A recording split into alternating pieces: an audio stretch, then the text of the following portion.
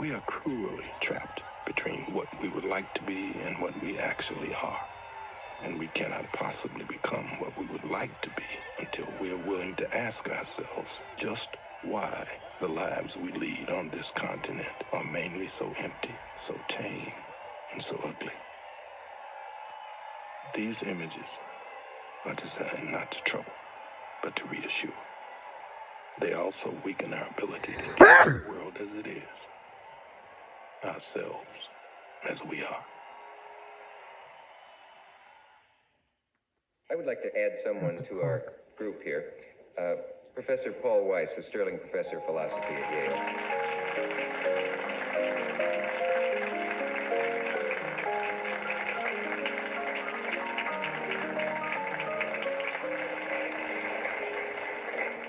Were you able to listen to the show backstage? A good deal of it, but then I was behind the rostrum. Yes. So I heard only some of it. Did you hear anything that you disagreed with? I disagreed with a great deal of it. And, of course, a good deal I agree with. But I think he's overlooking one very important matter, I think. Each one of us, I think, is terribly alone. He lives his own individual life. There's all kinds of obstacles in the way of religion or color or size or shape or lack of ability. And the problem is to become a man. Well, what I was discussing was not that problem, really. I was discussing the difficulties, the obstacles, the very real danger of death thrown up by the society when a black man attempts to become a man. All this emphasis upon black men and white does emphasize something which is here, but it emphasizes it or perhaps exaggerates it, and therefore makes us put people together in groups which they ought not to be in. I have more in common with a black scholar than I have with a white man who's against scholarship. And you have more in common with a white author than you have with someone who's against all literature. So why must we always concentrate on color or on religion or this? There are other ways of connecting men. I'll tell you this. When I left this country in 1948, I left this country for one reason only, one reason. I didn't care where I went. I might have gone to Hong Kong, I might have gone to Timbuktu. I ended up in Paris, on the streets of Paris, with $40 in my pocket on the theory that nothing worse could happen to me there than it already happened to me here. You talk about making it as a writer by yourself. You have to be able then to turn up all the antenna with which you live, because once you turn your back on this society, you may die. You may die. And it's very hard to sit at a typewriter and concentrate on that if you're afraid of the world around you. The years I lived in Paris did one thing for me. They released me from that particular social terror, which was not the paranoia of my own mind, but a real social danger visible in the face of every cop, every boss, everybody. I don't know what most white people in this country feel, but I can only include what they feel from the state of their institutions. I don't know if white Christians hate Negroes or not, but I know that we have a Christian church which is white and a Christian church which is black. I know, as Malcolm X once put it, that the most segregated hour in American life is high noon on Sunday. That says a great deal for me about a Christian nation. It means that I can't afford to trust most white Christians and certainly cannot trust the Christian church. I don't know whether the labor unions and their bosses really hate me. That doesn't matter, but I know I'm not in their unions. I don't know if the real estate lobby is anything against black people, but I know the real estate lobbies keep me in the ghetto. I don't know if the Board of Education hates black people, but I know the textbooks they give my children to read and the schools that we have to go to. Now, this is the evidence. You want me to make an act of faith, risking myself, my wife, my woman, my sister, my children, on some idealism which you assure me exists in America, which I have never seen.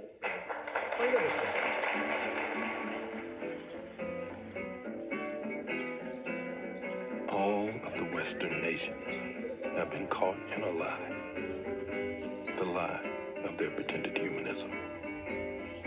This means that their history has no moral justification, and that the West has no moral authority.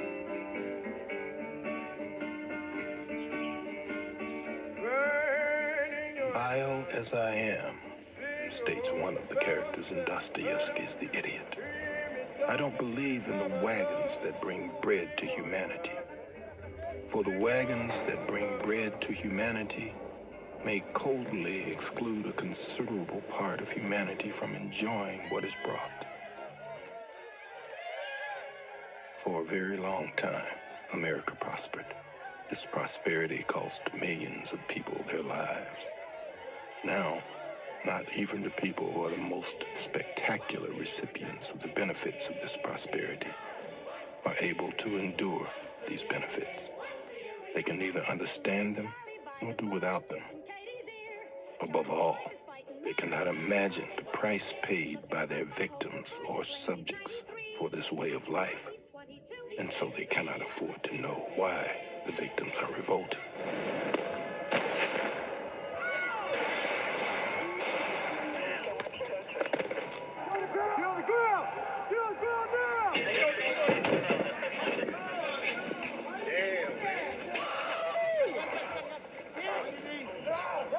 This is the formula for a nation or kingdom decline.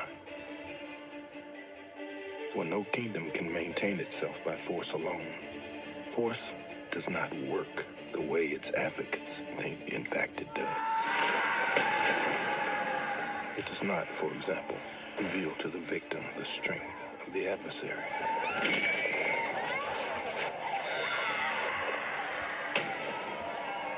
On the contrary, it reveals the weakness, even the panic of the adversary. And this revelation invests the victim with passion.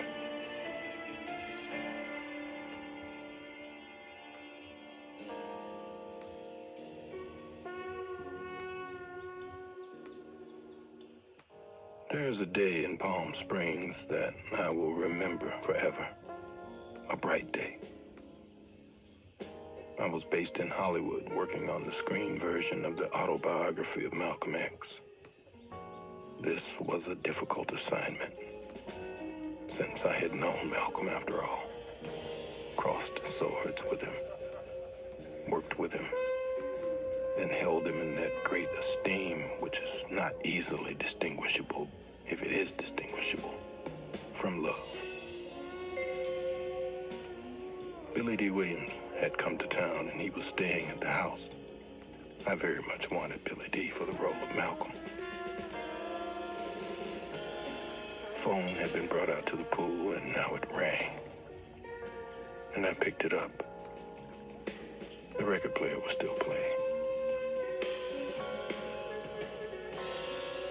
He's not dead yet, but it's a head wound. I have some very sad news for all of you, and I think sad news for all of our fellow citizens and people who love peace all over the world. And that is that Martin Luther King was shot and was killed tonight in Memphis.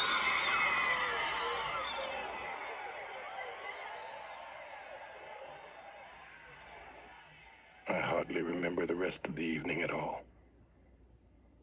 I remember weeping briefly, more in helpless rage than in sorrow, and Billy trying to comfort me. But I really don't remember that evening at all. Mother dear, may I go downtown instead of